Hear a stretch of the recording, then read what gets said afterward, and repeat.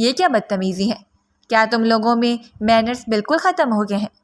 میم، اگر آپ کے پاس ہیں تو آپ ہی ہمیں سکھا دیں، ہم تو ویسے بھی اس یونیورسٹی میں اسٹوڈنٹ نے سیکھنے کے لیے آئے ہیں۔ سلطان خان زادہ بے شرمی کا مظاہرہ کرتے ہوئے بولا۔ اس کی بات سن کر اس کے گروپ کے لڑکے کھلکھلا کر ہنسنے لگے۔ تم لوگوں سے تو بات کرنا ہی فضول ہے، یہ کہہ کر وہ ان کے قریب سے گزرنے ہی لگی تھی کہ سلطان دوبارہ سے اس کے سامنے جا کر کھڑا ہو گیا۔ ارے آپ تو ناراض ہو کر جا رہے ہیں، ہمارا مقصد آپ کو ناراض کرنا ہرگز بھی نہیں تھا۔ آپ کو جو تھوڑی دیر پہلے آ کر فٹ بال لگا ہے اس کے لیے میں بہت زیادہ معذرت کرتا ہوں۔ وہ جانتی تھی کہ سب کچھ انہوں نے جان بوجھ کر کیا ہے۔ وہ گراؤنڈ میں بیٹھی اپنی اسائنمنٹ کا کام کر رہے تھے جب وہ لوگ وہاں پر آ کر کھیلنے لگے اور اچانک ہی فٹ بال اس کے سر پر آ کر لگا۔ اس کے سر میں پہلے ہی شدید درد ہو رہا تھا، غصے کی وجہ سے اس کی آنکھیں لال انگارہ ہو گئی تھیں۔ ارے دیکھو تو، پیاری سی لڑکی غصے کی وجہ سے لال ہو گئی ہے۔ توبہ توبہ، تمہاری آنکھیں بہت زیادہ خوفناک ہو گئی ہیں۔ آنکھوں کا یہ حال ہے، چہرہ تو اس سے بھی زیادہ ڈراؤنا ہوگا۔ وہ اس کے نقاب میں چھپے ہوئے چہرے پر چوٹ کرتے ہوئے کہنے لگا۔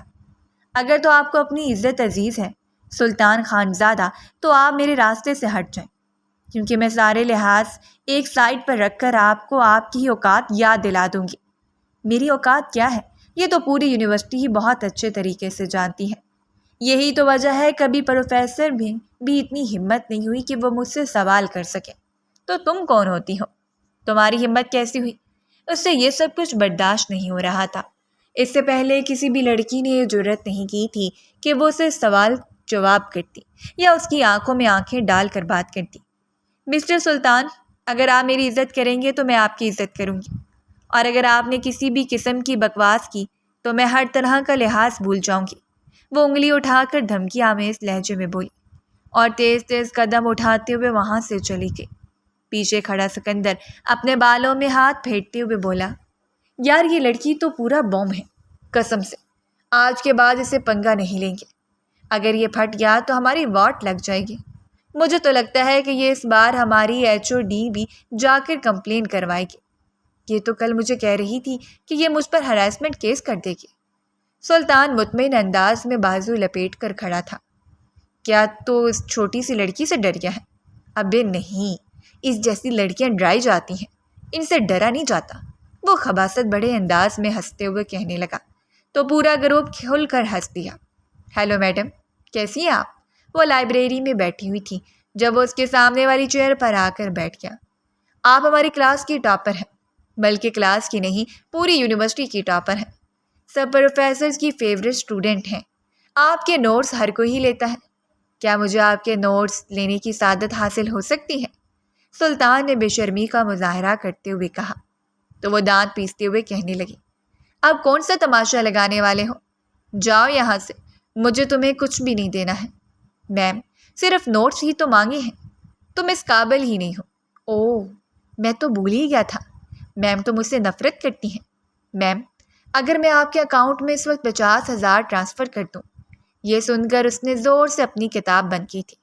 لائبریرین بھی اس کی طرف متوجہ ہو گئی تھی۔ میڈم، یہ مجھے پریشان کر رہا ہے، نہ تو خود پڑھ رہا ہے اور نہ ہی مجھے پڑھنے دے رہا ہے۔ اس نے میڈم کو شکایت لگائی۔ میڈم نے ایک نظر سلطان خان زادہ کو دیکھا جو شہر کے سب سے بڑے بزنس مین کا بیٹا تھا اور اس یونیورسٹی کو فنڈنگ بھی دیتا تھا۔ پھر دھیمے سے انداز میں کہنے لگی کہ بیٹا آپ ایڈجسٹ کر لیں یا پھر کسی اور جگہ پر جا کر بیٹھ جائیں۔ انہوں نے سلطان خان زادہ کو کچھ بھی نہیں کہا تھا بلکہ اسے اٹھا کر وہاں سے بھیج دیا تھا۔ وہ اسے آنکھیں دکھاتی سائڈ پر ہو گئی تھی۔ جب وہ کلاس لے کر باہر نکلی تو وہ پلر کے ساتھ ٹیک لگا کر کھڑا تھا۔ یار، میں کب سے تمہارا انتظار کر رہا ہوں اور تم تھی کہ باہر آنے کا نام ہی نہیں لے رہی تھی۔ کبھی کلاس بھی بنک کر لیا کرو، وہ دوستانہ انداز میں کہتے ہوئے اس کے ساتھ ہی چلنے لگا۔ باقی اسٹوڈنٹس بھی ان لوگوں کو عجیب و غریب نظروں سے دیکھ رہے تھے۔ سب لوگ ہی جانتے تھے کہ ان دونوں کی نہیں بنتی، وہ دونوں ایک دوسرے سے کھار کھاتے تھے۔ ایک لڑکی ان پر تبصرہ کرتے ہوئے کہنے لگی، مجھے تو لگتا ہے کہ اب عائشہ میڈم سلطان خان زادہ کا پیسہ دیکھ کر اس پر لٹو ہو گئی ہیں اور انہوں نے اپنی ساری ویلیوز کو بھی نظر انداز کر دیا ہے۔ یہ سن کر عائشہ کے تن بدن پر آگ لگ گئی تھی۔ وہ اسی جگہ پر رکی اور سلطان کو کہا کہ تمہاری وجہ سے لوگ میرے کردار پر وار کر رہے ہیں۔ یار اس نے تو بس ایک کمنٹ ہی پاس کیا ہے، تم کیوں اتنا سیریس لے رہے ہو؟ دیکھو سلطان، تمہارے لیے وہ ایک کمنٹ ہوگا، کیونکہ تمہاری کوئی عزت نہیں ہے اور نہ ہی تمہارا عزت کے ساتھ دور دور تک کوئی لینا دینا ہے۔ اگر انسان میں ذرا سی بھی غیرت ہونا تو اسے اپنی عزت کی فکر ہوتی ہے۔ دیکھو اب تم زیادتی کر رہی ہو، کچھ زیادہ ہی بول رہی ہو۔ اپنی اس تیز زبان کی وجہ سے تم کسی دن بڑی مشکل میں پھنس جاؤ گے۔ مجھے اپنا تو نہیں پتا، مگر تمہارے بارے میں مجھے لگ رہا ہے کہ تم میرے ہاتھوں مر جاؤ گے۔ واہ، یہ تو میرے لیے سعادت کی بات ہوگی کہ تمہاری خوبصورت نازک ہاتھوں سے اس دنیا فانی سے کوچ کروں گا۔ تم کیوں میرے پیچھے پڑے ہو؟ آخر میں انہیں تمہیں کیا بگاڑا ہے؟ یار تم مجھے بہت پسند آ گئی ہو۔ یاد ہے پہلے دن تم نے مجھے کیا کہا تھا؟ تم نے مجھے کہا تھا کہ تم میرے جیسے لوگوں کو غاز ڈالنا بھی پسند نہیں کرتی ہو، اور تب میں نے تمہیں کہا تھا کہ اب تمہیں اس وقت تک تمہارے پیچھے پیچھے گھوموں گا اور تمہیں تنگ کروں گا جب تک تم مجھ سے دوستی نہیں کر لیتی ہو۔ شاید تمہیں میری بات یاد نہ ہو، مگر مجھے اچھے طریقے سے یاد ہے۔ دیکھو سلطان، اگر تو تمہیں لگتا ہے کہ تم اس طرح کی تھرڈ کلاس حرکتیں کر کے میری زندگی میں شامل ہونے میں کامیاب ہو جاؤ گے تو یہ تمہاری سب سے بڑی غلط فہمی ہے۔ یہ کہہ کے وہ وہاں سے جانے ہی لگی تھی کہ وہ پھر سے اس کے سامنے آ گیا۔ اب کیا مسئلہ ہے؟ تمہیں مجھے ایک چیز بتاؤ، میں کافی دنوں سے تم سے پوچھنا چاہتا تھا۔ جلدی بولو، کیا پوچھنا ہے؟ تم آخر خود کو سمجھتی کیا ہو؟ میں ایک مضبوط کردار کی مالک لڑکی ہوں، میری اپنی ایک پہچان ہے، میرا اپنا ایک نام ہے، یونیورسٹی کے سب لوگ ہی میری عزت کرتے ہیں۔ پروفیسر پتہ ہے کیوں ہر وقت میرے نام کے گن گاتے رہتے ہیں؟ کیونکہ میں نے اپنی عزت بنائی ہے، میں نے اپنی پہچان بنائی ہے۔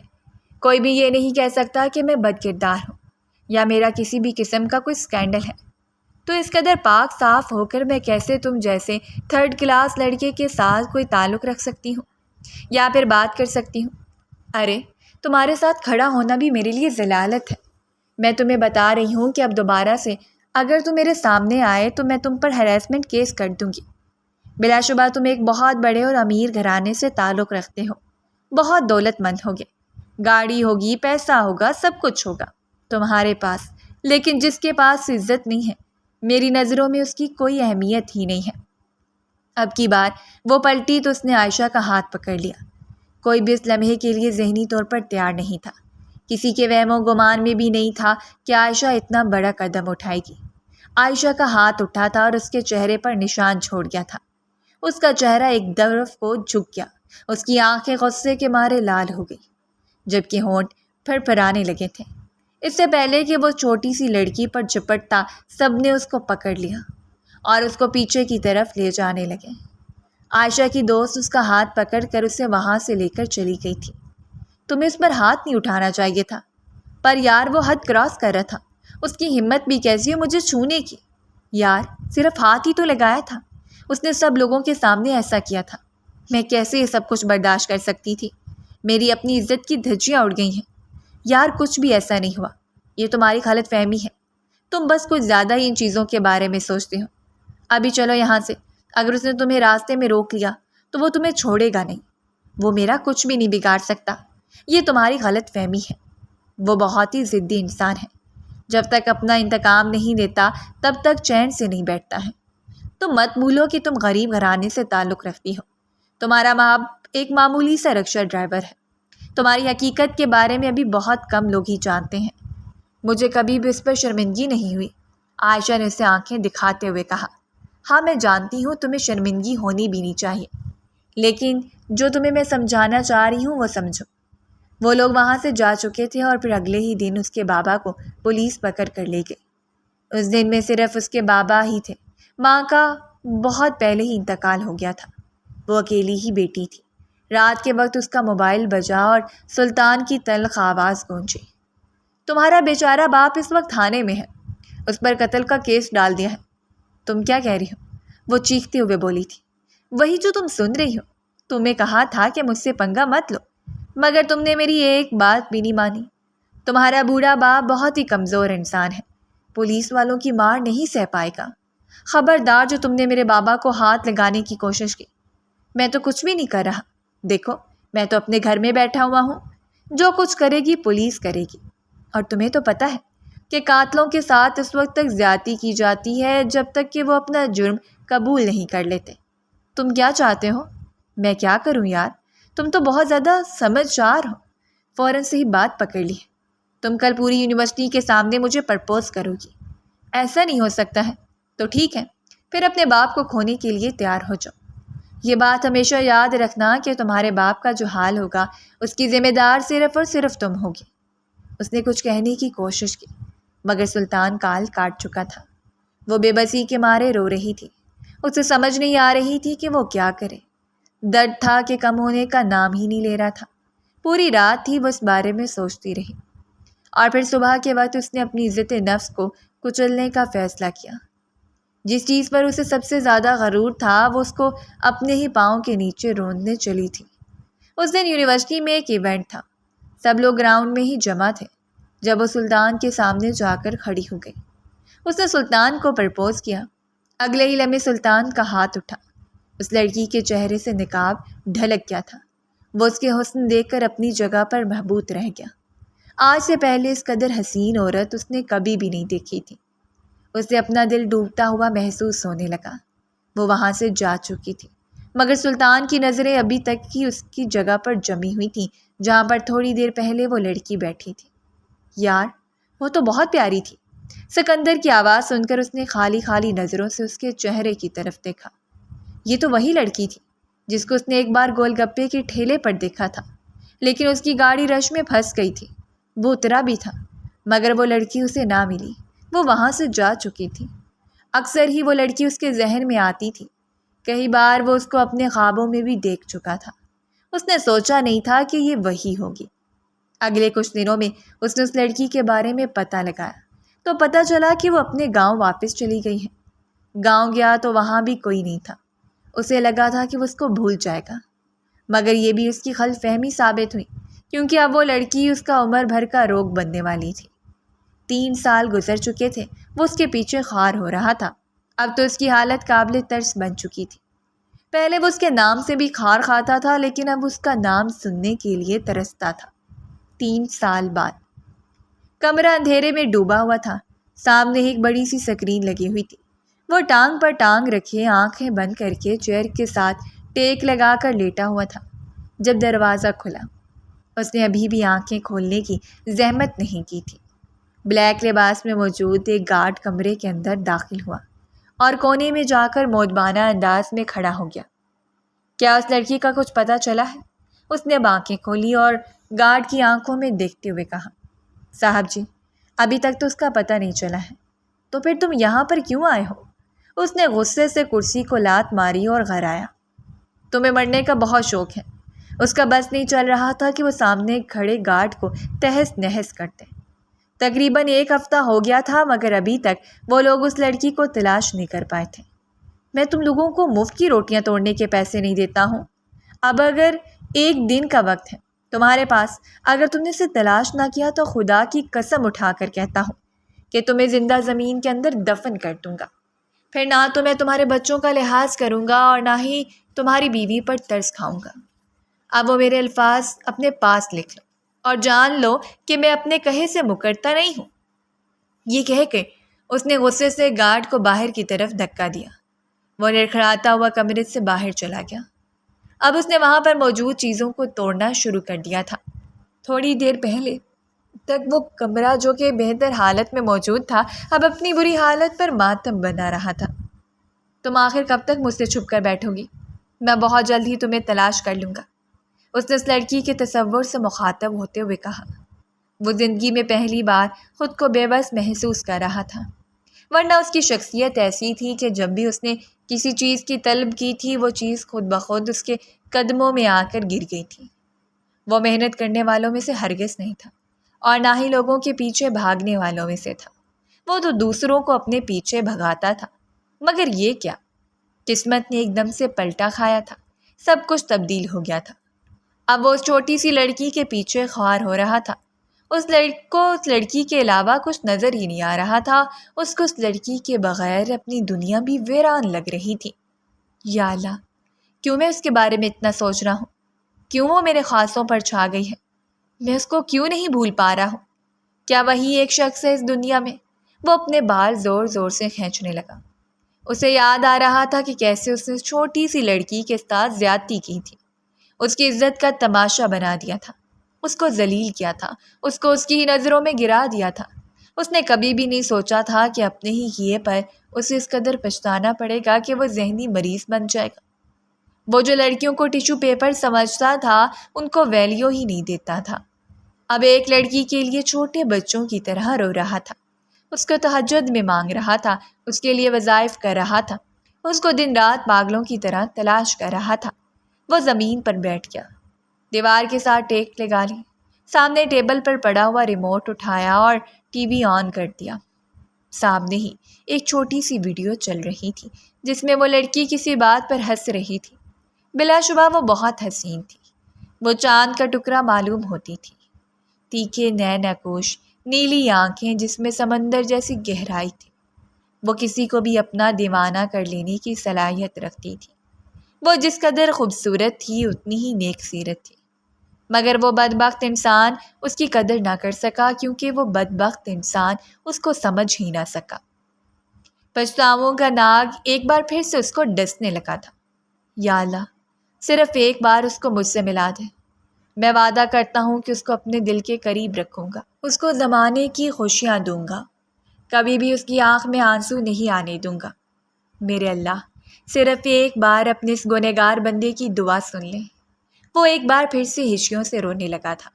اگر اس وقت اس کا کوئی گارڈ اسے اس حالت میں دیکھ لیتا تو شاید اپنی آنکھوں پر یقین ہی نہ کر سکتا، کیونکہ وہ شخص پورے ملک میں مغرور امیر زادے کے نام سے مشہور تھا۔ کبھی بھی کسی نے اس کو پریشان نہیں دیکھا تھا اور نہ ہی کبھی کسی نے اس کی آنکھوں میں آنسو دیکھے تھے۔ اب وہی 26 سالہ مرد ایک چھوٹے بچے کی طرح رو رہا تھا، سسک رہا تھا اور اپنے محبوب کو پانے کی کوششوں میں بے چین ہو رہا تھا۔ تم صرف ایک بار مجھے مل جاؤ، میں تم سے اپنے سارے گناہوں کی معافی مانگوں گا۔ میں اس وقت تک تمہارے قدموں سے نہیں اٹھوں گا جب تک تم مجھے یہ نہیں کہو گی کہ سلطان، میں نے تمہیں معاف کر دیا ہے۔ وہ اب ایک بار پھر سے اس کے تصور سے مخاطب ہو گیا تھا۔ اس کو اس حالت میں بیٹھے ہوئے کافی دیر گزر چکی تھی جب اس کا موبائل بجنے لگا۔ اس نے دیکھا کہ گھر سے کال آ رہی تھی۔ اس نے غصے سے کال کاٹ دی اور موبائل ایک طرف پھینک دیا، مگر وہ پھر سے بجنے لگا۔ کیا مسئلہ ہے؟ ان لوگوں کو ایک لمحے کے لیے بھی سکون کا سانس لینے نہیں دیتے۔ غصے سے اس نے کال اٹھا لی تو دوسری طرف سے اس کو دادی جان کی درد میں ڈوبی ہوئی آواز سنائی تھی۔ مجھے تمہاری ضرورت ہے میرے بیٹے، میرے پاس آ جاؤ، ورنہ… وہ بمشکل بات کر رہی تھی۔ ان کے ہاتھوں سے آمنہ بیگم نے فون لے لیا تھا۔ تم کہاں پر ہو سلطان؟ جلدی سے گھر آؤ، تمہاری دادی کو تمہاری ضرورت ہے، ان کا آخری وقت آ گیا ہے، وہ تم سے کچھ کہنا چاہتی ہیں۔ اسے اب اپنی حالت پر رونا آنے لگا تھا۔ دادی جان سے وہ بے تحاشا محبت کرتا تھا، وہ ان کے ہی تو قریب تھا، اپنی ہر بات ان کو جا کر بتاتا تھا، اور اب وہ بھی اس سے دور ہو رہی تھی، وہ بکھرتا چلا گیا۔ اب دروازے پر دوبارہ سے دستک ہونے لگی تھی۔ صاحب جی، آپ کے گھر سے کالز آ رہے ہیں، آپ کی دادی کی طبیعت ٹھیک نہیں ہے، تم چلو میں آتا ہوں۔ اپنے آپ کو کمپوز کرتے ہوئے اس نے رعبدار انداز میں جواب دیا۔ اس کی آنکھوں سے آنسو غائب ہو چکے تھے، چہرے سے پریشانی کے ساتھ ساتھ ہٹ چکے تھے۔ اب وہاں پر دوبارہ سے سخت تاثرات تھے، یوں جیسے کچھ ہوا ہی نہ ہو۔ لمبے لمبے ڈھگ بڑھتا ہوا وہ کمرے سے باہر نکلا اور اپنی بلیک پراڈو کی طرف بڑھ گیا۔ اللہ تعالیٰ کا دیا ہوا سب کچھ تھا۔ وہ ایک بہت بڑے جاگیردار کا بیٹا تھا، اپنا بھی بزنس تھا جس کو اس نے چند ہی مہینوں میں آسمان کی بلندیوں تک پہنچا دیا تھا۔ اس کا شمار ینگ بزنس مین میں ہوتا تھا۔ اس کے پاس آئیڈیاز کا ایک طوفان تھا۔ بڑی بڑی کمپنیز اس کے ساتھ پروجیکٹ کرنا چاہتی تھیں اور اس کو ہائر کرنے کے لیے بڑی بڑی ایڈورٹائزمنٹ انڈسٹریز اس کے آگے پیچھے گھومتی تھیں، کیونکہ اس کی پرسنالٹی ہی ایسی تھی، اس کا چارم ہی ایسا تھا کہ لوگ اس کی طرف کھینچے چلے جاتے تھے۔ اس نے صرف ایک انٹرویو دیا تھا اور اس پر بھی ملین کے حساب سے ویوز آئے تھے۔ ایک انٹرویو سے وہ بہت زیادہ وائرل ہو گیا تھا، مگر اسے تو جیسے سب سے کوئی فرق ہی نہیں پڑتا تھا۔ اسے کبھی بھی شہرت کی بھوک نہیں تھی، وہ بس اپنے سکون کو تلاش کر رہا تھا، اور جب اس کو اس کا سکون ملا تو اس نے خود ہی سب کچھ غلط کر دیا۔ جب وہ حویلی پہنچا تو سب سے پہلے اس کی نظر نمل پر پڑی جو کہ دروازے میں ہی کھڑی تھی۔ تم پریشان مت ہو، سب کچھ ٹھیک ہو جائے گا، وہ اس کے چہرے کو پیار سے تھپکتے ہوئے کہنے لگا۔ وہ اس کے چچا جان کی بیٹی تھی۔ اس کے چچا اور چچی کافی سال پہلے ایک حادثے میں انتقال ہو گیا تھا۔ اس کے بعد وہ ان کے گھر میں ہی آ گئی تھی۔ دادی جان نے اسے ہمیشہ اپنے قریب رکھا تھا۔ وہ بھی اسے اپنی چھوٹی بہن ہی سمجھتا تھا۔ وہ دادی جان کے قریب بیٹھا ہی تھا کہ وہ اس کا ہاتھ پکڑتے ہوئے کہنے لگی، مجھے انکار مت کرنا، میں بہت ہی امید سے تم سے یہ سوال کر رہی ہوں۔ مجھے یقین ہے کہ تم مجھے مایوس نہیں کرو گے۔ یہ کہہ کر وہ رونے لگی تو وہ تڑپ اٹھا۔ پلیز دادی جان ایسا مت بولیں، آپ کا ہر حکم سر آنکھوں پر، آپ جو کچھ بھی کہیں گی میں وہ قبول کروں گا، آپ پلیز رونا بند کر دیں۔ وہ نہیں جانتا تھا کہ جو کچھ دادی جان کہنے والی ہیں اس کے بعد وہ کچھ سننے کے قابل ہی نہیں رہے گا۔ تم مجھ سے وعدہ کر رہے ہو نا کہ تم میری بات نہیں ٹالو گے اور جو کچھ میں کہوں گی وہ مانو گے۔ انہیں ابھی بھی یقین نہیں آ رہا تھا، اس لیے انہوں نے یقین دہانی کروائی۔ دادی جان، میں وعدہ کرتا ہوں کہ میں آپ کی ہر بات مانوں گا، آپ پلیز اپنے آپ کو سنبھالیں، میں آپ کو اس حالت میں نہیں دیکھ سکتا ہوں۔ وہ اپنے آپ کو دوبارہ سے بکھرتا ہوا محسوس کر رہا تھا۔ نمل سے نکاح کر لو، یہ الفاظ نہیں تھے بلکہ بم تھا جو اس کے سر کے اوپر آ کر گرا تھا۔ وہ حیرت سے اپنی دادی کے چہرے کی طرف دیکھنے لگا۔ صرف اس کی دادی ہی تھی جو اس کے ماضی کے بارے میں جانتی تھی، صرف اس کی دادی ہی تھی جس کو اس کی محبت کا علم تھا، اور اس سب کے باوجود بھی وہ اسے اتنی بڑی قربانی دینے کے لیے کہہ رہی تھی۔ وہ ایک قدم پیچھے ہٹا۔ دادی جان اسے اپنی آواز کسی گہری کھائی سے آتی ہوئی معلوم ہوئی تھی۔ پلیز مجھے انکار مت کرنا، اگر تم کہو تو میں تمہارے قدموں میں بھی گرنے کے لیے تیار ہوں۔ وہ یہ کہہ کر اس کے قدم چھونے ہی لگی تھی کہ اکرام صاحب آگے بڑھ رہے۔ اماں جان فکر مت کریں، جیسا آپ نے کہا ہے ویسا ہی ہوگا، بہت جلدی میں اس کا نمل کے ساتھ نکاح کروا لوں گا، بس آپ اپنے آپ کو سنبھالیں، تھوڑی دیر میں ڈاکٹر پہنچ جائے گا۔ اس کے بابا اس کے علاوہ بھی بہت کچھ کہہ رہے تھے، مگر اس کا ذہن تو صرف ایک ہی چیز پر اٹکا ہوا تھا کہ دادی جان میرے ساتھ اتنی بڑی زیادتی کیسے کر سکتی ہیں۔ دادی جان تو سب کچھ جانتی تھی۔ اس وقت رشیدہ بیگم نے بھی آنکھیں بند کر لی تھیں۔ سب کو لگ رہا تھا کہ وہ سو گئی ہیں۔ وہ یقیناً سو گئی تھیں، مگر ہمیشہ کی نیند۔ حویلی میں سوگ کا سامان تھا اور اس کے اندر ایک بہت بڑا طوفان چل رہا تھا۔ نمل سے نکاح، ایسا کیسے ممکن ہو سکتا ہے؟ میں تو اسے اپنی چھوٹی بہن سمجھتا ہوں۔ میں اپنی امی کو سمجھانے کی کوشش کروں گا، اماں جان میری بات مان لیں گی۔ اس نے جیسے ہی اپنے آپ کو تسلی دی تھی۔ جنازے کے سارے انتظامات ہو گئے تھے۔ اب اسے اپنی دادی کی موت پر رونا نہیں آ رہا تھا بلکہ ایک افسوس ہو رہا تھا۔ اس کے دل میں ایک ملال سا پیدا ہو گیا تھا۔ جن لوگوں پر آپ کو سب سے زیادہ بھروسہ ہو اور وہی لوگ آپ کی پیٹھ میں چھڑا گھونپ دیں تو ٹوٹ بکھر جاتے ہیں۔ اس کی سچویشن بھی ویسی ہی تھی۔ اس کی دادی کے انتقال کو کافی دن گزر گئے تھے۔ وہ ایک بار پھر سے شہر واپس آ گیا تھا۔ گارڈ اس لڑکی کو ڈھونڈنے میں بری طرح سے ناکام ہو گئے تھے۔ اس نے سب گارڈز کو نوکری سے نکال دیا تھا اور خود ایک بار پھر سے اس کی تلاش میں نکل پڑا تھا۔ رات 12 بجے کا وقت تھا، مگر اسے کسی چیز کا کوئی ہوش ہی نہیں تھا۔ اس کے مائنڈ میں صرف یہ بات تھی کہ اس نے لڑکی تک پہنچنا ہے۔ وہ اپنی دھن میں گاڑی چلا رہا تھا کہ اچانک اس کی گاڑی ایک جھٹکے سے رک گئی۔ یہ کیا ہو گیا ہے؟ اس کو بھی خراب ہونا تھا، اس نے بے چینی سے کہا اور گاڑی کا بونٹ اٹھا کر چیک کرنے لگا۔ پیٹرول ختم ہو گیا تھا۔ شٹ، اب میں کیا کروں؟ یہاں پر تو آس پاس کوئی پیٹرول پمپ بھی نہیں ہے۔ اس نے بے چینی سے اپنے بالوں میں ہاتھ پھیرتے ہوئے کہا، کسی کو کال کرتا ہوں۔ اس نے دیکھا کہ سگنلز بھی نہیں آ رہے تھے۔ تقریباً 1 گھنٹہ گزرا ہی تھا کہ اسے دور سے گاڑی کی لائٹس دکھائی دی۔ وہ ہاتھ ہلانے لگا۔ ارے یار، تو اس وقت یہاں پر کیا کر رہا ہے؟ وہ کوئی اور نہیں بلکہ سکندر خانزادہ تھا، اس کا بچپن کا دوست۔ یار، گاڑی خراب ہو گئی ہے، شکر ہے کہ تم مل گئے ہو۔ چل اب مجھے میرے گھر ڈراپ کر دے، سلطان نے سکندر کے ساتھ والی سیٹ سنبھالتے ہوئے کہا۔ ابھی نہیں، ابھی تو میں ایک بہت ہی زبردست جگہ پر جا رہا ہوں، تجھے بھی اپنے ساتھ لے کر جاؤں گا تو عید کا چاند بن کر رہ گیا ہے، اب نظر ہی نہیں آتا ہے۔ آج کی رات ہم ایک ساتھ ہی گزاریں گے اور پرانی یادوں کو تازہ کریں گے۔ ان دنوں میں ویسے بھی بہت تنہا ہوں، اس نے بیچاری سی شکل بناتے ہوئے کہا۔ کیوں؟ کہاں پر گئی ہے تیری وہ لیلا اور سونیا یار؟ ان کے بارے میں نہ ہی پوچھو، ان لوگوں نے مجھے دھوکہ دے دیا ہے۔ میں یہ مان ہی نہیں سکتا سکندر صاحب، کیونکہ دھوکہ دینا آپ کی فطرت ہے، ان لڑکیوں کی نہیں۔ نہیں یار، اس بار سچ میں میرے ساتھ دو ہاتھ ہو گئے ہیں۔ ان لڑکیوں نے میرے ساتھ گیم کھیلی ہے ان دونوں کو ہی پتا تھا کہ میں ان دونوں کے ساتھ چکر چلا رہا ہوں۔ دونوں نے مل کر مجھے بہت لوٹا ہے اور مجھے اپنے فلیٹ میں بھی نہیں بلایا۔ وہ یہ کہہ کر بیچارگی سی شکل بنانے لگا۔ بس اب ان ساری چیزوں سے باہر نکل آؤ، اس کا کوئی فائدہ نہیں ہے، تم صرف اپنی زندگی برباد کرے ہو۔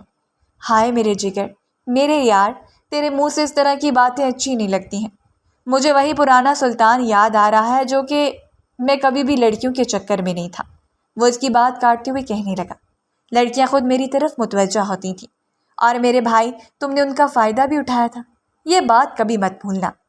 خیر اتنا تو مجھے پتا ہے کہ جیسا میں خود ہوں مجھے ویسی ہی عورت ملے گی، تو مجھے کوئی مسئلہ نہیں ہے۔ وہ تو خیرتی کی انتہا پر تھا۔ یہ سن کر سلطان کا دل تیزی سے دھڑکا تھا۔ اسے اپنا ماضی ایک بار پھر سے یاد آنے لگا تھا۔ اس نے بھی تو بہت سی لڑکیوں کا استعمال کیا تھا، بہت سی لڑکیوں کی زندگیوں کے ساتھ کھیلا تھا، بہت سی لڑکیوں کی زندگیاں خراب کی تھیں، تو کیا اسے بھی ایسی ہی بیوی ملنی تھی؟ یہ سوچ کر ہی اس نے جھرجھری لی۔ کیا ہو گیا ہے؟ کن سوچوں میں کھو گیا ہے؟ سکندر نے اس کا کندھا ہلایا تو وہ جلدی سے ہوش کی دنیا میں آیا۔ نہیں کچھ نہیں، بس ویسے ہی میں دیکھ رہا ہوں کہ آج کل تیرے حالات ٹھیک نہیں چل رہے ہیں۔ بس کر، اب تو بھول جاؤ اس لڑکی کو، وہ تیرے نصیب میں ہی نہیں ہے، اور جس کے نصیب میں تھی وہ اس کو مل چکی ہوگی۔ ایسا تو مت کہو، میرا دل تکلیف میں مبتلا ہو جاتا ہے۔ دیکھو یہی سچ ہے، تم جتنا جلدی اپنے آپ کو یہ بات سمجھا لو گے تمہارے لیے اتنا ہی بہتر ہوگا۔ میں نہیں سمجھا پا رہا ہوں اپنے آپ کو، میں سمجھا سکتا ہی نہیں ہوں۔ مجھے ہر حال میں وہ لڑکی چاہیے، میں ہر قیمت پر اس سے نکاح کرنا چاہتا ہوں۔ پھر یہ محبت نہیں ہے میرے دوست، تجھے بس اس کی طلب ہے، اور جیسے ہی تیری طلب پوری ہوگی وہ لڑکی تیرے دل سے اتر جائے گی۔ یہ سب کچھ بکواس ہے، جھوٹ ہے۔ اگر ایک بار مجھے مل گئی تو میں ساری عمر ہی اس کے ملنے پر اپنے رب کا شکر ادا کرتا رہوں گا، اور اگر وہ مجھے نہ ملی تو ساری زندگی اسی طرح ہی تڑپتا رہوں گا۔ چل میری دعا ہے کہ وہ تجھے دکھائی دے جائے، یا پھر تجھے پتہ چل جائے کہ وہ کس حالت میں ہے۔ لیکن میری ایک بات ہمیشہ یاد رکھنا، اب اس کی زندگی برباد نہ کرنا۔ فرض کرو کہ اس کی شادی ہو گئی ہے، تو مہربانی کر کے اس بار کوئی نیا تماشا نہ کرنا۔ پچھلی بار بھی وہ تمہاری وجہ سے بہت دل برداشتہ ہو گئی تھی۔ سکندر صدا کا 2 نمبر انسان تھا، مگر وہ بھی اس لڑکی کی عزت کرتا تھا کیونکہ وہ لڑکی عزت کیے جانے کے ہی قابل تھی۔ نہیں یار، اب مر جاؤں گا مگر ایسی غلطی نہیں کروں گا۔ وہ کھڑکی سے باہر دیکھنے لگا۔ 5 منٹ مزید گزرے تو گاڑی ایک بہت بڑی حویلی کے سامنے آ کر رک گئی۔ یہ تو مجھے کہاں پر لے آیا ہے؟ وہیں پر لایا ہوں جہاں پر ہم لوگ پہلے آیا کرتے تھے۔ یاد ہے کہ ہم لوگ کتنا انجوائے کیا کرتے تھے؟ یار واپس چل، میرا دل گھبرا رہا ہے، میں اندر نہیں جانا چاہتا، یہ جگہ ٹھیک نہیں ہے۔ تو کچھ بھی نہ کرنا، تو بس خاموشی سے کونے میں جا کر بیٹھ جانا۔ مجھے ایک بہت ہی پیاری لڑکی کی آفر آئی ہے، میں بس اس سے بات کر کے آ جاؤں گا۔ وہ بائیں آنکھ مارتے ہوئے کہنے لگا، ابھی تھوڑی دیر پہلے تو مجھے سمجھا رہے تھے اور اب اپنی حرکتیں دیکھو۔ دوسروں کو سمجھانے کا مجھے بچپن سے ہی بہت شوق ہے، لیکن جہاں تک خود کے عمل کرنے کا سوال ہے تو اس کے لیے میں آپ سے پہلے ہی معذرت کرتا ہوں۔ وہ سینے پر ہاتھ رکھتے ہوئے ڈرامائی انداز میں بولا۔ وہ اسے کہیں اور نہیں بلکہ شہر کے سب سے مشہور کوٹھے پر لایا تھا۔ وہ سب سے مہنگا کوٹھا تھا، وہاں پر شہر کی سب سے خوبصورت لڑکیاں لائی جاتی تھیں۔ وہ دونوں مضبوط قدم اٹھاتے ہوئے حویلی کے اندر داخل ہو گئے۔ ہر طرف رنگ و بو کا سیلاب آیا ہوا تھا۔ وہ امیر زادے جو پوری دنیا کے سامنے شریف بنے ہوئے تھے، وہاں پر ان کے اصل چہرے واضح ہو چکے تھے۔ اچانک ہی سلطان کی نظر ایک بزنس مین پر پڑی جو کہ اپنے آپ کو بہت دیندار ظاہر کرتا تھا، اور وہ بھی لڑکیوں کے جھرمٹ میں موجود تھا۔ اس کی بڑی سی داڑھی تھی مگر ذرا بھی خدا کا خوف نہیں تھا۔ اسے دیکھ کر سلطان کو اس سے گھن محسوس ہونے لگی۔ وہ ایک کونے میں جا کر کھڑا ہو گیا تھا جب ایک لڑکی لڑکھڑاتی اس کے پاس آئی اور اس کے کندھے پر ہاتھ رکھ دیا۔ سلطان کو یوں لگا جیسے اسے بچھو نے ڈس لیا ہو۔ اس نے اس لڑکی کا ہاتھ جھٹکا تو اس کا مذاق بناتے ہوئے کہنے لگی کہ اگر اتنے ہی شریف زادے ہو تو اپنے گھر پر رہو، یہاں پر کیا کر رہے ہو؟ یہاں پر تو تمہیں ہم جیسی ہی عورتیں ملیں گی۔ خاموشی خاموشی۔ کوٹھے کی مالکن کی آواز سن کر سب لوگ ہی اس کی طرف متوجہ ہو گئے تھے۔ آج میں آپ لوگوں کے لیے ایک بہت زبردست آفر لائی ہوں، مگر میں آپ کو پہلے ہی بتا دیتی ہوں کہ یہ آفر معمولی یا غریب لوگوں کے لیے نہیں ہے، یا امیر شیخوں کے لیے ہے۔ لیکن اگر آپ میں سے کوئی مجھے شیخ کے برابر رقم ادا کر سکتا ہے تو میں یہ خوبصورت سی چیز آپ کے حوالے کر دوں گی۔ وہاں پر ایک بار پھر سے شور اٹھا تھا۔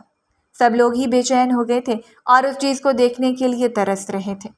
وہ بھی نہ چاہتے ہوئے لوگوں کی طرف متوجہ ہو گیا تھا جب اچانک ہی وہ لڑکی نمودار ہوئی۔ اس کو دیکھ کر سلطان کو یوں لگا جیسے کسی نے ساتوں آسمان اس کے سر کے اوپر گرا دیے ہوں۔ وہ لڑکی کوئی اور نہیں بلکہ اس کی محبت تھی، جو اس وقت ایک بیہودہ لباس میں ملبوس تھی۔ اس کا وجود خوف سے تھر تھر کانپ رہا تھا۔ اس کی پلکیں جھکی ہوئی تھیں، گال چلن کی وجہ سے لال تھے۔ وہ اپنے آپ کو چھپانے کی کوشش کر رہی تھی، لیکن لباس پتلا ہونے کی وجہ سے اس کا وجود عیاں ہو رہا تھا۔ سکندر نے جب اس لڑکی کو وہاں پر دیکھا تو اس کی حالت بھی سلطان سے مختلف نہیں تھی۔ اس نے ایک نظر اپنے دوست پر ڈالی جس کی آنکھیں لال انگارہ ہو گئی تھیں۔ یوں لگ رہا تھا جیسے اگلے ہی لمحے وہ اس کوٹھے کی مالکن کو جان سے مار دے گا یا پھر اسے چھت پر لے جا کر دھکا دے دے گا۔ اس سے پہلے کہ وہ مالکن مزید کچھ کہتی وہ وہاں پر گیا اور دھاڑتے ہوئے کہنے لگا، خبردار جو تم نے اس لڑکی کے بارے میں ایک لفظ بھی کہا، میں تمہاری زبان گدی سے کھینچ لوں گا اور تجھے ایک ایسی جگہ پر بھیجوں گا کہ تم مرنے کے بھی بعد میرے نام سے خوف کھائے گی۔ مالکن پہلے تو حیران ہوئی اور پھر غصہ کرنے لگی کہ تم ہوتے کون ہو میرے کاروبار کے بیچ میں آنے والے؟ اگر تمہیں اتنا ہی ترس آ رہا ہے تو پیسے دو اور لڑکی کو خرید لو۔ میں اس لڑکی کو خریدوں گا نہیں، کیونکہ اس کی قیمت نہ تو میں ادا کر سکتا ہوں اور یہاں پر موجود کوئی اور شخص ادا کر سکتا ہے۔ میں نہیں جانتا کہ یہ لڑکی یہاں پر کیسے آئی ہے، مگر اب میں اسے اپنے ساتھ لے کر جاؤں گا۔ تم اسے اپنے ساتھ لے کر نہیں جا سکتے۔ گارڈ مالک نے گارڈ کو آواز دی تو مسکراتے ہوئے کہنے لگا، ٹھیک ہے، تم میرے بابا کو بہت اچھے طریقے سے جانتی ہو۔ اگر مجھے خراش بھی آئی تو وہ تمہارا یہ کوٹھا بند کروا دیں گے۔ جہاں تک تمہارا سوال ہے تو تمہارے خلاف بھی میرے پاس بہت سے ثبوت موجود ہیں، جس میں تم دوسرے آدمیوں کے ساتھ غیر قانونی سرگرمیوں میں شامل ہونے کے لیے ہاتھ ملا رہی تھی۔ اگر کہو تو میں تمہیں وہ ویڈیوز دکھا دیتا ہوں۔ سلطان کی بات سن کر اس کا چہرہ خوف سے کے مارے سیاہ پڑ گیا تھا۔ وہ واقعی بہت زیادہ ڈر گئی تھی۔ اس نے کچھ بھی نہ کہا۔ سلطان نے اپنی چادر عائشہ کے اوپر ڈالی، اس کا ہاتھ پکڑ کر اسے کھینچتا ہوا اپنے ساتھ لے کر چلا گیا۔ عائشہ کی آنکھوں سے مسلسل آنسو بہہ رہے تھے۔ جب وہ لوگ باہر پہنچے تو عائشہ اپنا ہاتھ چھڑوانے لگی۔ چھوڑو مجھے تمہارے ساتھ نہیں جانا ہے۔ تم ایک نمبر کے گھٹیا انسان ہو، میں تم سے شدید نفرت کرتی ہوں، وہ چیخ رہی تھی۔ ٹھیک ہے، تم بے شک مجھ سے نفرت کرو، میں خود کو تمہاری نفرت کا حقدار ہی سمجھتا ہوں، لیکن ابھی ضد مت کرو، یہ جگہ تمہارے لیے محفوظ نہیں ہے۔ میں اس جگہ پر صرف تمہاری وجہ سے پہنچی ہوں۔ تمہاری وجہ سے میری زندگی برباد ہو گئی تھی، میں کسی قابل نہیں رہی تھی۔ اپنے خواب پورے کرنے کے لیے میں نے اس یونیورسٹی میں ایڈمیشن لیا تھا، مگر میں تمہاری ضد کے بھیڑ چڑھ گئی تھی اور تمہیں اس کے لیے کبھی بھی معاف نہیں کروں گی۔ یہ کہہ کر وہ اس کے قدموں میں ہی گر گئے۔ سلطان نے اس کو بازوؤں سے پکڑ کر اٹھایا اور اسے ایک جھٹکے سے اپنے سینے سے لگا لیا۔ عائشہ اسے تیزی سے الگ ہوئی کیونکہ ان دونوں میں کوئی مضبوط رشتہ نہیں تھا۔ میں جانتا ہوں میں اپنی ساری نادانیوں سے، اپنی ساری غلطیوں سے واقف ہوں اور میں اس پر بہت زیادہ شرمندہ بھی ہوں۔ میں تم سے وعدہ کرتا ہوں کہ اپنی غلطیوں کا مداوع کرنے کی ہر ممکن کوشش کروں گا۔ وہ سب سے پہلے سے مسجد لے کر گیا تھا۔ اس نے عائشہ سے نکاح کر لیا تھا۔ وہ بھی اب زمانے کی ٹھوکریں کھا کر بہت زیادہ تھک چکی تھی۔ اسے بھی اب سکون چاہیے تھا، ایک عزت کی زندگی چاہیے تھی اور ایک چار دیواری چاہیے تھی جہاں پر وہ محفوظ ہوتی۔ وہ اسے گھر لے جانے کی بجائے اپنے فلیٹ میں لے آیا۔ وہ اس پر طنز کرتے ہوئے کہنے لگی، کیا تمہیں اتنی ہمت نہیں ہے کہ مجھے اپنے والدین سے ملوا سکو، یا ابھی بھی تمہارے بابا تم سے اپنی بات منواتے ہیں؟ ایسی کوئی بات نہیں ہے، میں بس ایک اچھے وقت کا انتظار کر رہا ہوں۔ میں تمہیں بہت اچھے طریقے سے جانتی ہوں سلطان صاحب، آپ کا وہ اچھا وقت کبھی بھی نہیں آئے گا۔ میں تو اس وقت کو پچھتا رہی ہوں جب میں نے اس یونیورسٹی میں ایڈمیشن لیا تھا اور تم سے میرا سامنا ہو گیا تھا۔ اگر تم مجھے نہ ملتے تو آج میرا یہ حال نہ ہوتا۔ خدا کا شکر ادا کرو کہ تم بچ گئی ہو۔ ہاں، اپنے رب کا ہی شکر ادا کرتی ہوں، کیونکہ تم تو اس قابل نہیں ہو کہ میں تمہارا شکریہ ادا کروں۔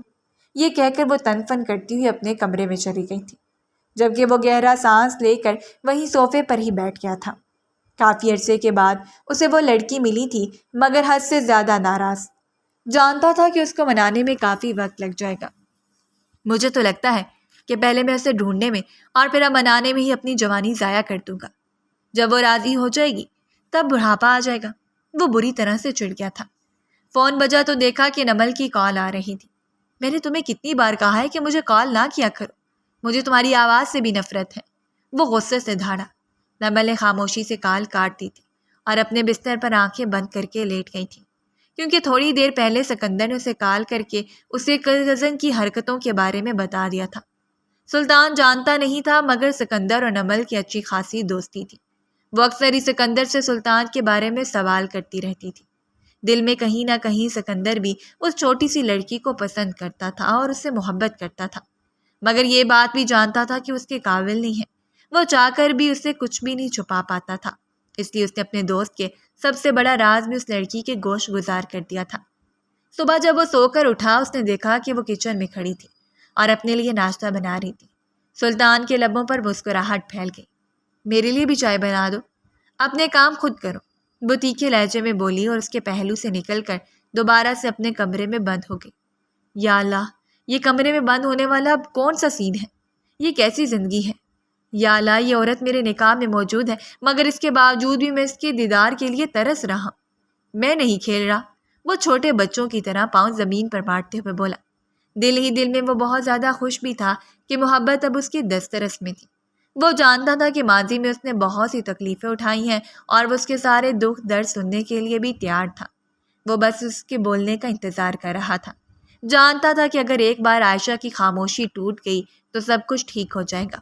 دوسری طرف عائشہ نے تو جیسے قسم اٹھائی ہوئی تھی کہ اس کو زج کر کے رہے گی۔ جب وہ گھر واپس گیا تو نمل اس کے سامنے جا کر کھڑی ہو گئی۔ آپ نے نکاح کر لیا ہے اور مجھے بتایا بھی نہیں۔ دادی کے وعدے کا کیا؟ دادی اب مر گئی ہیں اور اس کے ساتھ ان کا وعدہ بھی دفن ہو گیا ہے، اس نے لاپرواہی سے کہا۔ آپ ایسا کیسے کر سکتے ہیں؟ جس طرح سے دادی جان نے مجھے پھنسانے کی کوشش کی، اس کے بعد میرے لیے ان کا کوئی بھی وعدہ اہمیت نہیں رکھتا ہے۔ وہ جانتی تھی کہ ان کا پوتا عائشہ کے لیے تڑپتا ہے، مگر اس کے باوجود بھی انہوں نے تمہارے لیے آسانی دیکھی ہے۔ میں تمہاری خوشی کے لیے اب اپنی خوشیاں قربان نہیں کروں گا، اور ویسے بھی میں نے تمہیں کبھی بھی دوسری نظر سے نہیں دیکھا۔ میں تمہیں اپنی بہن ہی سمجھتا ہوں، مگر میں تو آپ سے محبت کرتی ہوں اور میں آپ سے ہی شادی کروں گی۔ یہ خوش فہمی اپنے ذہن سے نکال دو، چھوٹی سی لڑکی، کیونکہ ایسا مر کر بھی نہیں ہوگا۔ وہ وہاں سے جانے ہی لگا تھا کہ پلٹا اور اس کی آنکھوں میں دیکھتے ہوئے کہنے لگا، ایک بات میری ہمیشہ یاد رکھنا کہ مرد کبھی بھی اس عورت کی عزت نہیں کرتے ہیں جو خود چل کر ان کے پاس آتی ہے، جو خود آ کر ان کو موقع دیتی ہے یا جو ان کو بتاتی ہے کہ وہ اس مرد کو کس قدر پسند کرتی ہے۔ مرد ہمیشہ ہی مغرور عورتوں کے پیچھے بھاگتے ہیں، ایسی عورتیں جو اپنی اہمیت جانتی ہیں اور جو سمجھتی ہیں کہ وہ مرد کے بغیر بھی ایک مقام رکھتی ہیں، ایک پہچان رکھتی ہیں، اور عائشہ ویسی ہی لڑکی ہے۔ میں اس کو حاصل کر کے بہت خوش ہوں۔ بہت جلد میں اپنی ایک چھوٹی سی زندگی شروع کر دوں گا۔ تمہیں اس جلن میں گرفتار ہونے کی ضرورت نہیں ہے اور نہ ہی اپنے آپ کو تکلیف دینے کی ضرورت ہے۔ موو آن کرو اور اپنی زندگی کی طرف توجہ دو، ابھی تمہاری ایک لمبی زندگی پڑی ہوئی ہے۔ نمل نے اس رات ہی اس کے بابا کو ساری حقیقت بتا دی تھی۔ اس کے بابا نے نہ صرف اس کو گھر سے دھکے دے کے باہر نکال دیا تھا بلکہ اس کے ساتھ ساتھ اس کے اکاؤنٹ بھی سیل کر دیے تھے اور اس کے فلیٹ بھی ضبط کر لیے تھے۔ اب وہ اور عائشہ کو اپنے ایک دوسرے فلیٹ میں لے کے چلا گیا تھا۔ عائشہ جانتی تھی کہ اس کو عیاشی بھری زندگی گزارنے کی عادت ہے اور وہ اب اس کے لیے ساری تکلیفیں اٹھا رہا ہے۔ اس نے جب یہی بات سلطان کو کہی تو وہ مسکراتے ہوئے کہنے لگا، میری فکر مت کرو، میں بہت ہی ٹیلنٹڈ ہوں، مجھے کوئی بہت ہی اچھی جاب مل جائے گی اور ہمارے گھر کے حالات پہلے کی طرح ٹھیک ہو جائیں گے، مجھے بس تھوڑا سا وقت لگے گا۔ اس کی سب سے بڑی غلطی یہ تھی کہ اس نے کچھ بھی اپنے نام نہیں کیا تھا۔ جب اس نے اپنا بزنس شروع کیا تھا تو وہ سارا کچھ اس کے باپ کے نام پر ہی تھا، اور اب وہ ایک بہت بڑا بزنس مین ہونے کے باوجود بھی خالی ہاتھ رہ گیا تھا۔ اپنی محبت کے لیے اس نے سب کچھ قربان کر دیا تھا۔ وہ اے سی میں سونے کا عادی تھا، ویسٹرن فوڈ کھاتا تھا اور برانڈڈ پہنتا تھا، لیکن اب تو وہ اپنے گھر سے کچھ اٹھا کر بھی نہیں لا سکا تھا۔ صرف چند جوڑے ہی پڑے تھے۔ اس کے بعد اس نے بھی معمولی سی لوکل شاپ سے شاپنگ کرنا شروع کر دی تھی۔ اگر اس کے بابا ضدی تھے تو وہ بھی اپنے نام کا ایک تھا، وہ بھی اپنی ضد سے ہٹنے والا نہیں تھا۔ وہ ہر طرح سے اس چھوٹی سی لڑکی کو منانے کی کوشش کر رہا تھا مگر وہ اس کی طرف نگاہ اٹھا کر بھی دیکھنا پسند نہیں کرتی تھی۔ ایک دن وہ اس کے قدموں میں گر گیا اور فریاد کرنے لگا تو وہ روتے ہوئے کہنے لگی، کیا میں تمہارے قابل نہیں رہی ہوں؟ وہ بھی اب تھک چکی تھی، اور یہ سب کچھ تمہاری وجہ سے ہوا ہے۔ اس کی بات سن کر وہ تڑپ اٹھا۔ تم سچ سننا چاہتے ہو نا؟ میں تمہیں سچ بتاؤں گی، جب تم نے مجھے اس دن دھتکارا تھا، مجھے میری ہی نظروں میں گرایا تھا تو میں بہت بری طرح سے ٹوٹ گئی تھی۔ مجھے اپنے وجود سے نفرت محسوس ہونے لگی تھی۔ بڑی مشکل سے مجھے اسکالرشپ ملی تھی اور میں نے اپنے خواب پورا کرنا چاہے تھے، ایک بڑی پوسٹ پر پہنچنا چاہتی تھی۔ تمہاری وجہ سے میری پڑھائی بھی چھوٹ گئی۔ ایک ہفتے کے بعد میرے بابا کا کار ایکسیڈنٹ میں انتقال ہو گیا۔ اس کے بعد میں اپنے تایا جان کے پاس گاؤں چلی گئی انہوں نے میرا نکاح زبردستی اپنے نشئی بیٹے سے کروا دیا تھا۔ وہ روز رات مجھے مارتا تھا، مجھے تکلیف پہنچاتا تھا۔ میری زندگی کسی عذاب سے کم نہیں تھی۔ میں اس کے مرنے کی دعائیں مانگتی تھی مگر اسے موت نہیں آتی تھی۔ پھر میں نے اپنے مرنے کی دعائیں مانگنا شروع کر دی مگر یہ دعا بھی پوری نہ ہوئی۔ کچھ ہی عرصے کے بعد اس نشے میں مجھے طلاق دے دی۔ چچی جان کسی برے آدمی کے ساتھ میرا سودا کرنے کی بات کر رہی تھی۔ اس رات میں گھر سے بھاگی تو کسی نے کڈنیپ کر لیا۔ آنکھیں کھولی تو خود کو ایک کوٹھے پہ پایا۔ 10 دن تک میں وہاں پر ذہنی اذیت میں رہی تھی۔ شاید میری قسمت اچھی تھی جو تم وہاں پر چلے آئے اور تم نے مجھے بچا لیا۔ کیا تم یہ سب کچھ سننے کے بعد بھی مجھے اپنانا پسند کرو گے؟ وہ اب اس کی طرف سوالیہ انداز میں دیکھ رہی تھی۔ ہاں، میں تمہیں قبول کروں گا اور وعدہ کرتا ہوں کہ کبھی بھی تمہیں ماضی کا حوالہ نہیں دوں گا۔ پہلے جو کچھ بھی ہو چکا ہے میں اس کو بھول چکا ہوں۔ تم بھول گئے ہو مگر میں نہیں بھول سکتی ہوں۔ میں تمہیں اتنی محبت دوں گا کہ تم خود ہی بھول جاؤ گے۔ صرف ایک بار مجھ پر یقین کر کے دیکھو، ایک بار میرا اعتبار کر کے دیکھو۔ میرے لیے یہ ممکن نہیں ہے۔ ٹھیک ہے، تم اعتبار نہ کرو مگر میرا ساتھ دو، میں سب کچھ ٹھیک کر دوں گا۔ اس نے اپنا ہاتھ عائشہ کی طرف بڑھایا۔ نہ چاہتے ہوئے بھی وہ اس کا ہاتھ تھام بیٹھی تھی۔ جانتی تھی کہ ابھی اس کے پاس آخری سہارا بچا ہے۔ سلطان کے بابا نے اسے معاف کر دیا تھا۔ وہ زیادہ عرصے تک اپنے بیٹے سے ناراض نہیں رہ سکے تھے۔ اس کی غیر موجودگی میں کاروبار بھی تباہ ہو رہا تھا۔ انہیں احساس ہو گیا تھا کہ وہ اپنی بھتیجی کے چکر میں اپنے بیٹے کو کھو رہے ہیں۔ وہ بہو بن کر حویلی آ گئی تھی۔ سلطان نے جو کہا تھا وہ کر کے دکھایا تھا۔ اس نے چھوٹی سی لڑکی کو بے تحاشا محبت دی تھی۔ اس کا حق سے زیادہ خیال رکھا تھا اور کوشش کرتا تھا کہ کوئی ایسی بات نہ کرے جس سے اس کو تکلیف پہنچے۔ آہستہ آہستہ وہ زندگی کی طرف لوٹنے لگی تھی۔ آہستہ آہستہ وہ سلطان پر اعتبار کرنے لگی تھی۔ اب وہ کسی حد تک اس سے محبت بھی کرنے لگی تھی۔ اس کے ساتھ جو کچھ بھی ہوا تھا اس نے قسمت کا لکھا سمجھ کر قبول کر لیا تھا۔ جہاں تک نمل کا سوال تھا، سکندر نے اسے نکاح کیا تھا اور وعدہ کیا تھا کہ اب وہ ہر طرح کی برائی چھوڑ دے گا۔